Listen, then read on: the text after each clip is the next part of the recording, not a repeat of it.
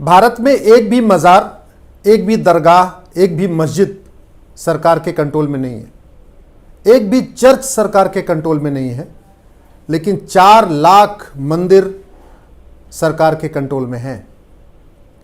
1863 में पहला कानून बनाया था अंग्रेज़ों ने मठ और मंदिर को कंट्रोल करने के लिए, उसको कहते हैं रिलीजियस एंडाउमेंट एक्ट।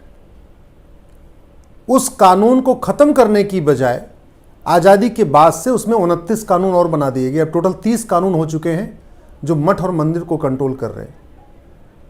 ये सेकुलरिज्म नहीं है। आर्टिकल 26 में बहुत साफ साफ लिखा हुआ है, सभी धर्मों को अपने अपने मठ, अपने मंदिर, अपने धार्मिक स्थान को अपने तरीके से मैनेज करने का पूरा अधिकार है। वो उसमें केवल माइनॉरिटीज़ को, केवल मुस्लिम्स को अधिकार नहीं मिला हुआ है। आर्टिकल 26 को ध्यान से पढ़िए, वो सबके लिए बना हुआ है, सब पर लागू होता है। हमारे देश में संविधान में जो अधिकार माइनॉरिटी को है वो मेजॉरिटी को भी है। इसका माइनॉरिटी का मतलब ये नहीं हुआ कि माइनॉरिटी को अधिकार रहेगा वो मेजॉरिटी को नहीं मिलेगा।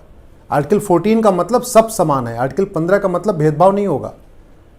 और सबसे बड़ी बात ये, हमारे संविधान में लिखा हुआ है कि जो टैक्स लिया जाएगा, जो पैसा लिया जाएगा, न उसमें किसी का धर्म देखा जाएगा, न खर्च करते समय मजहब देखा जाएगा।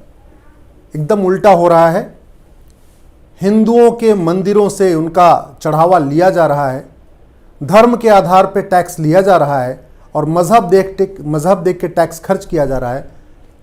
संविधान की शपथ लेके जो संविधान की धज्जियां उड़ाई जा रही हैं, इसी को हमने सुप्रीम कोर्ट में चैलेंज किया है। हमने सभी 30 कानूनों को सुप्रीम कोर्ट में चैलेंज किया हुआ है और हमें पूरा विश्वास है कि सुप्रीम कोर्ट इन 30 कानूनों को ख़त्म करेगा।